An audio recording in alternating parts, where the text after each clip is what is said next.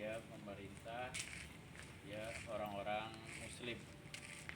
Ini sungguh tidak pantas ya, dan kita syukuri bersama pada hari ini dinyatakan kaum muslimin di Indonesia ya, di Brebes semuanya itu terbebas dari penjajahan, paksaan ya, kekuasaan orang-orang non-muslim, orang-orang kafir, orang-orang yang tidak menyembah Allah Subhanahu wa ta'ala.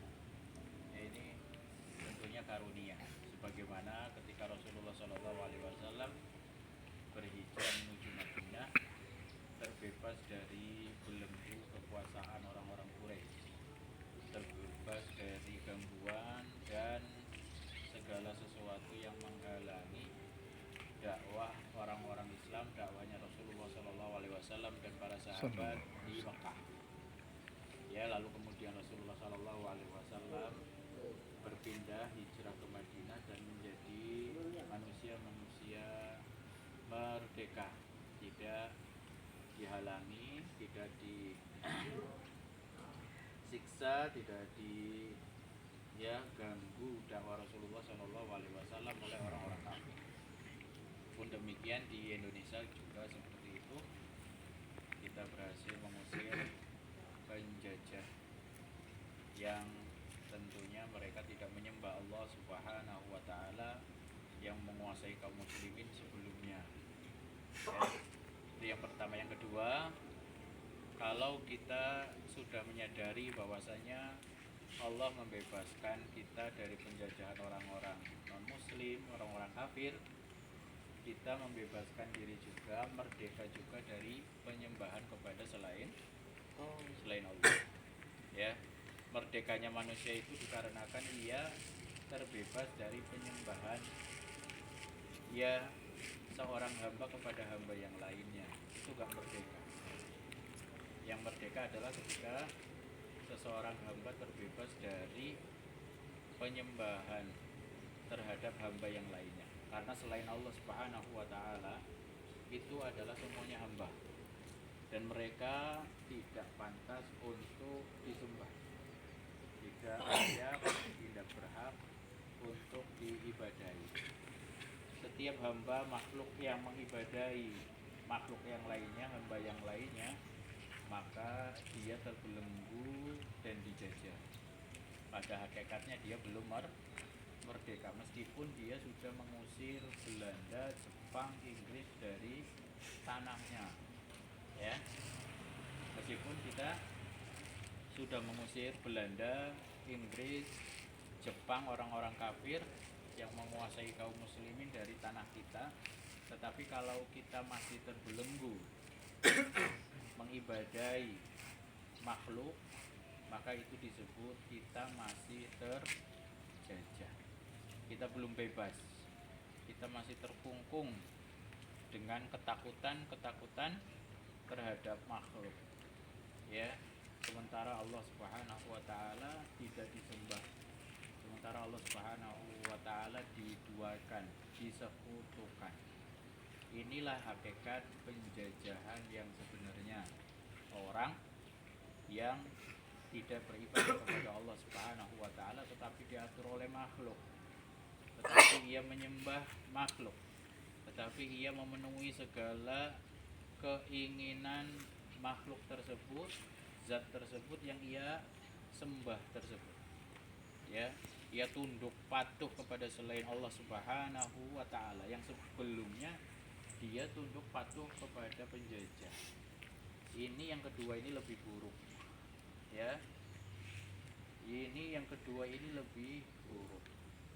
Yang ketiga, penjajahan bentuk ketiga ya, yaitu ketika hawa nafsu kita diikuti ya. Ketika kita menjadikan hawa nafsu kita sebagai sesembahan yang lain selain Allah Subhanahu wa ta'ala. Afara'aita man ittakhadha ilahahu hawahu. Coba lihat itu orang-orang yang mengambil hawa nafsunya sebagai sesembahan lain selain Allah Subhanahu wa taala. Ya, ia mengikuti hawa nafsunya meskipun ia tidak menyembah selain Allah Subhanahu wa taala. Ia tidak dijajah oleh makhluk lain, tetapi ia dijajah oleh hawa nafsunya. Hawa nafsunya pengen main, hawa nafsunya pengen santai, hawa nafsunya pengen tidak belajar, hawa nafsunya pengen tidak capek-capek menuntut ilmu, hawa nafsunya pengen game, hawa nafsunya pengen nonton, hawa nafsunya pengen pacaran, hawa nafsunya pengen. Ini dikhawatirkan masuk kepada orang-orang yang menjadikan hawa nafsunya sebagai Tuhan mereka. Ya, khawatir nanti ketika hawa nafsunya diikuti, akhirnya dia betul-betul menyembah selain Allah Subhanahu wa taala dan menjadikan dia bukan orang yang merdeka, orang yang terjajah, tapi dia tidak merasa dirinya terjajah. Ya, orang yang menyembah kubur terjajah oleh kuburan. Orang yang menyembah wali-wali soleh, mereka terjajah pula oleh aturan dan ancaman ketakutan terhadap wali-wali yang soleh yang di dalam kubur tersebut. Ia menyembah penguasa lautan, penguasa gunung selain Allah Subhanahu wa taala. Ia mengikuti apa yang disuruh, diperintah oleh penguasa laut, penguasa gunung selain Allah Subhanahu wa taala, padahal itu sesama makhluk Allah Subhanahu wa taala. Mereka tidak bebas. Mereka tidak merdeka. Yang selanjutnya tadi yang mengikuti hawa nafsunya. Ya, yang mengikuti hawa nafsunya sampai Allah Subhanahu wa taala jadikan hawa nafsunya sebagai Tuhan mereka. Akhirnya mereka tidak beribadah kepada Allah Subhanahu wa taala. Akhirnya mereka malas untuk taat kepada Allah Subhanahu wa taala. Akhirnya mereka menjauh dari menuntut ilmu. Setiap orang yang menjauhi ilmu, setiap orang yang menjauhi ya ketekunan, kesungguhan ia mendapatkan ilmu-ilmu Allah Subhanahu wa taala dan Rasulnya, pasti juga Allah jauhkan ia dari hidayah. Allah jauhkan ia dari menyembah Allah Subhanahu wa taala dengan benar. Ya, entah pertama dia mengikuti hawa nafsunya, ya, entah yang kedua dia beribadah tetapi beribadah tidak sesuai dengan yang diajarkan oleh Allah Subhanahu wa taala dan Rasulullah sallallahu alaihi wasallam. Ya, karena jauhnya dari ilmu dan mengikuti hawa nafsu. Ya, mengikuti hawa nafsu. Wa khalafna min ba'dihim khalfun adaa'us shalah wattaba'us syahawat. Kata Allah Subhanahu wa taala, nanti ada kaum, bi'adzubillah, mereka bukan kita insyaallah, yang ditinggalkan setelah sebuah generasi hilang. Mereka itu generasi yang ditinggalkan generasi sebelumnya yang mereka meninggalkan sholat. Mereka meninggalkan sholat karena apa? Karena mereka tidak menuntut ilmu. Ya, wattaba'az hawa, dan mereka mengikuti hawa nafsu mereka. Mereka mengikuti hawa nafsu mereka karena jauhnya mereka dari ilmu. Ya, juga mereka disesatkan oleh Allah Subhanahu wa taala ketika mereka semangat untuk beribadah tetapi disesatkan oleh Allah Subhanahu wa taala. Ghairil maghdubi alaihim waladdallin. Ya, ad-dallin di sini artinya orang-orang yang beribadah, orang-orang yang ingin menyembah Allah Subhanahu wa taala, tetapi mereka melakukan ibadah penyembahannya dengan menyimpang. Makanya disebut tersesat. Ya, seperti orang-orang Nasrani. Seperti orang-orang Nasrani. Mereka tidak menuntut ilmu, tetapi mereka ingin berbakti kepada Allah Subhanahu wa taala, tetapi baktinya salah. tapi nyembahnya salah.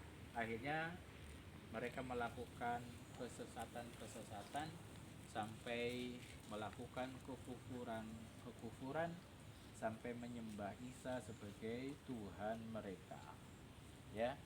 Kalau dalam Islam sampai mereka melakukan bid'ah, sampai mereka melakukan ibadah-ibadah yang tidak dicontohkan oleh Rasulullah Shallallahu Alaihi Wasallam karena semangatnya ia untuk beribadah, tetapi karena tidak menuntut ilmu mereka disesatkan oleh Allah Subhanahu wa taala dengan melakukan ibadah yang menyimpang, dengan melakukan zikir-zikir yang banyak ribuan kali yang ia inginkan untuk mendapatkan ini dan itu, ya, dengan berpuasa yang tidak ada tuntunannya dari Rasulullah Shallallahu Alaihi Wasallam, dengan menziarahi kubur berharap mendapatkan berkah tuah dari kuburan tersebut, ya, dengan meminta doa kepada mayit-mayit orang-orang soleh yang sudah dikubur, dengan segala rupa yang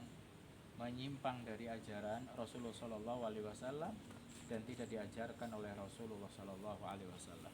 Dan bagi yang menuntut ilmu, maka hati-hatilah apa yang terjadi pada Bani Israel al-maghdub alaihim. Mereka belum terbebas, mereka belum merdeka dengan menyembah Allah Subhanahu wa taala sampai mereka digelari al-maghdub alaihim. Kenapa? Mereka mengetahui tetapi mereka enggan untuk mengikuti. Antum-antum sudah belajar agama tetapi terus-menerus mengikuti hawa nafsunya, ya, mengikuti kesenangannya, tidak mau beribadah kepada Allah Subhanahu wa taala, maka antum ini belum merdeka. Ya, tadi disampaikan ada santri yang kalau di rumah susah sekali dan banyak meninggalkan sholat. Waliyadzubillah. Ini sampai mereka meninggalkan sholat, meninggalkan ibadah yang pokok, sementara mereka sudah tahu tentang ilmu, sementara mereka sudah belajar, sementara mereka sudah mondok. Ini kata Allah Subhanahu wa taala digelari dengan siapa? Digelari dengan apa? Digelari dengan apa tadi? Al-maghdub alaihim. Mereka dimurkai. Yang pertama tadi disesatkan, yang kedua tadi dimurkai oleh Allah Subhanahu wa ta'ala. Ini orang-orang yang hakikatnya belum merdeka. Dan merdeka adalah ketika antum belajar, ketika antum semangat menuntut ilmu dan mendapatkan ilmu, maka ilmu itu diamalkan sesuai dengan tuntunan Rasulullah Shallallahu Alaihi Wasallam, dengan membebaskan diri, memerdekakan diri kita dari penyembahan kepada makhluk, kepada selain Allah Subhanahu wa ta'ala. Ya, ingat ya, hari ini kita berkumpul untuk mengetahui, untuk mencari, untuk mengingat-ingat, ya, kemerdekaan itu maksudnya demikian, bukan hura-hura, ya, bukan pesta-pesta sementara mereka masih menyembah selain Allah. Ini jelas kesesatan, penyimpangan dan kebodohan. Jika antum betul-betul ingin merdeka, maka antum ikuti ilmu, ikuti sunnah, tegakkan tauhid, maka Allah Subhanahu wa taala akan memerdekakan antum pada diri antum sendiri, keluarga antum, kampung antum, tanah antum, dan Allah turunkan keberkahan kepada diri antum semua. Walau anna ahlal qura amanu wattaqau la fatahna alaihim barakatim minas samai wal ard. Dan jika seluruh penduduk negeri ini memerdekakan dirinya dengan hanya menyembah Allah Subhanahu wa taala, beriman dan bertakwa, maka Allah bukakan keberkahan. Kalau bagi antum itu keberkahan ilmu maksudnya, ya, keberkahan ilmu, antum jadi senang belajar ya keberkahan ilmu antum jadi betah di pondok, keberkahan ilmu antum jadi semangat untuk mempelajari bahasa Arab, Al-Quran, agama, semuanya. Jika ada yang belum bersemangat, loyo-loyo, malas-malas, ini belum mendapatkan keberkahan. Ya, ada yang masih loyo-loyo, ada yang masih terpaksa, ada yang masih malas-malas.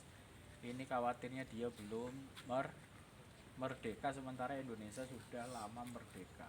78. 78 tahun sudah merdeka.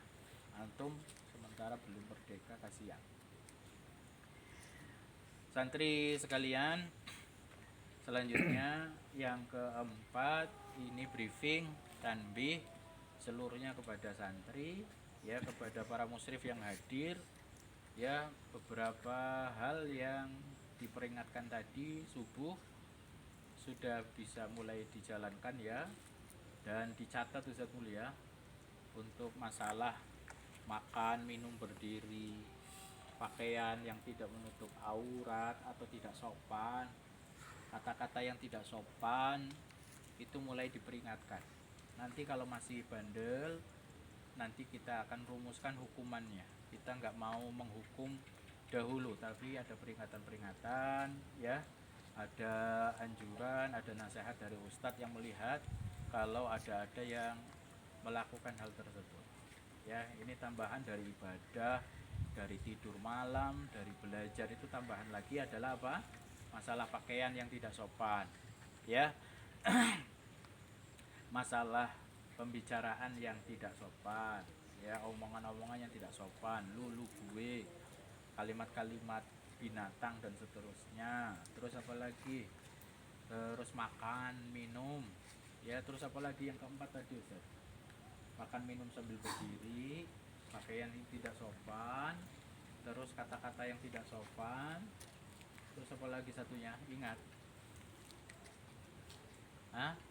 Sementara itu aja ya, tambahan dari ibadah, masuk tidur siang, tidur malam, masuk kelas yang disiplin, ya. Mudah-mudahan tidak ada hukuman yang dijatuhkan, karena kalau hukuman terus, tadi sudah diperingatkan, sudah dikasih tahu, nanti kalian ketika nggak ada hukuman tetap malas. Seperti yang diceritakan tadi santri yang kalau nggak ada hukuman, akhirnya dia nggak sholat. Dia sholatnya kalau dihukum atau diancam di sini. Giliran di rumah tadi bapaknya ngadu, anak saya di rumah susah sholat. Ya, anak saya kalau dibangunin nyolot. Kalau di sini nggak berani dia sholat. Ya, kalau di rumah malah nyolot. Karena apa? Sholatnya terpaksa. Karena takut hukuman. Ya, ingat ya, supaya tidak dihukum, ya, kalian sadar sendiri, ya. Dan mudah-mudahan selanjutnya tidak ada hukuman karena antum sudah sadar sendiri, masuk masjid, tidur siang, tidur malam, ya, masuk kelas, pakaian, makan minum dengan tertib, ya, pembicaraan yang sopan dan baik, ya, perilaku yang akhlak adab yang baik terhadap sesama, terhadap ustadz, ini akan menjadikan antum terbiasa. Yang kelima, masalah briefing ketertiban juga sekalian, masalah ember-ember, ya, lemari-lemari seperti di atas itu, ya, Ustadz Mul, hari ini mungkin ditertibkan, ya, lemari-lemari yang ada di depan asrama masuk ke gudang, ya, masuk ke gudang atau dipakai di dalam. Kalau nggak dipakai masuk ke gudang, ya, Ustadz Mul. 1, 2, 3. Terus ember-ember yang ada di belakang asrama, di depan asrama dipindahkan segera nanti, Ustadz Mul. Tolong diatur dan diawasi setelah tabur ini, ya. Ember-ember itu rapi, dimasukkan atau diletakkan di sini. Kita sudah bikin itu, memang dibikin untuk tempat ember. Dibikin untuk ember, dibikin untuk tempat cuci di situ. Ini habis banyak, ya, habis sangat banyak, antum tinggal memakainya, ya, tanpa kita harus meminta uang dari antum. yaitu ditertibkan. Pakaian-pakaian ya gorden-gorden terus ditertibkan. Nanti ada tamu dan tidak ada lagi pakaian bantal-bantal di depan asrama seperti yang di depan asrama Zubair bin Awam. Yaitu pating gelanteng, pating apa ditertibkan. Ya, karena ini ya mengacaukan ya, membuat suasana pondok kacau dan tidak tertib. Ya, seperti itu ya, tutup-tutup jendela yang tidak tertib, tidak rapi, itu diambilin semua. Kalau masih pengen ditutup, itu kenapa dibuka? Karena bisa dikontrol dari luar. Ya, apa yang terjadi di dalam itu bisa dikontrol dari luar. Itu dicabutin. Kalau pengen masih ditutup diganti dengan kertas Ustaz ya. Diganti dengan kertas. Ya. Dan itu yang tidak rapi itu. Ya ini rapi nih, paling rapi ini. Ya. Tidak ditutup dengan apa-apa. Ya ini lebih bagus. Ya. Semuanya dibuka, dicabutin. Ya, termasuk gorden-gorden apa ini tidak rapi dan mengganggu pemandangan. Persian dalam. Ya, kerapian di dalam juga mesti diawasi ya sama musrif, tolong ya tidak berantakan, biar betah. Ya, asrama Zubair berantakan sekali, bekas-bekas nasi apa masih dijamur. Ya, 1 tahun 2 tahun nggak diambil, nggak dicuci. Ya, sebagian asrama itu di kolong-kolongnya ada piring, ada umurnya itu mungkin bisa 2 tahunan lebih, masih di situ ya, tidak merasa terganggu. Ya, mungkin ada yang males turun ke bawah, ada kencing di situ. Ya, takut BAB di kamar mandi, BAB di dalam kamar. Ya mungkin udah kering sekarang. Iya, ada kayak gitu. Ya Arfa, nggak ada. Ya, perhatikan dalam kamarnya berantakan. Ini tidak menjadikan kita betah di pondok. Ya, tolong diatur Ustaz Mulia habis ini untuk dirapikan. Dan sebentar lagi kita juga ada tablik akbar. Ini untuk mendukung tablik akbar juga. Itu yang bisa kami sampaikan, 5 poin ya, mudah-mudahan bermanfaat ya. Setelah ini ada kegiatan seperti itu rapi-rapi Ustaz ya, habis itu bebas mau bikin lomba nanti ada hadiahnya ya, yang disediakan pondok ya, sekedarnya ya, untuk ke semangat mereka berlomba kalau memang mau diadakan lomba-lomba. Mungkin anak kelas 3 atau musrif merencanakan kalau ada lomba silahkan ya, nanti pondok mengadakan hadiah-hadiah sekedarnya saja ya, entah apa nanti ketahuan setelah ada yang menang. Itu saja. Sallallahu ala nabiyyina Muhammad wa ala alihi wa sahbihi wasallam, wa akhiru da'wana alhamdulillahi rabbil alamin. Wassalatu wassalamu ala asrafil anbiya'i wal mursalin wa ala alihi wa sahbihi wasallam. Wassalamualaikum warahmatullahi wabarakatuh. Waalaikumsalam warahmatullahi wabarakatuh.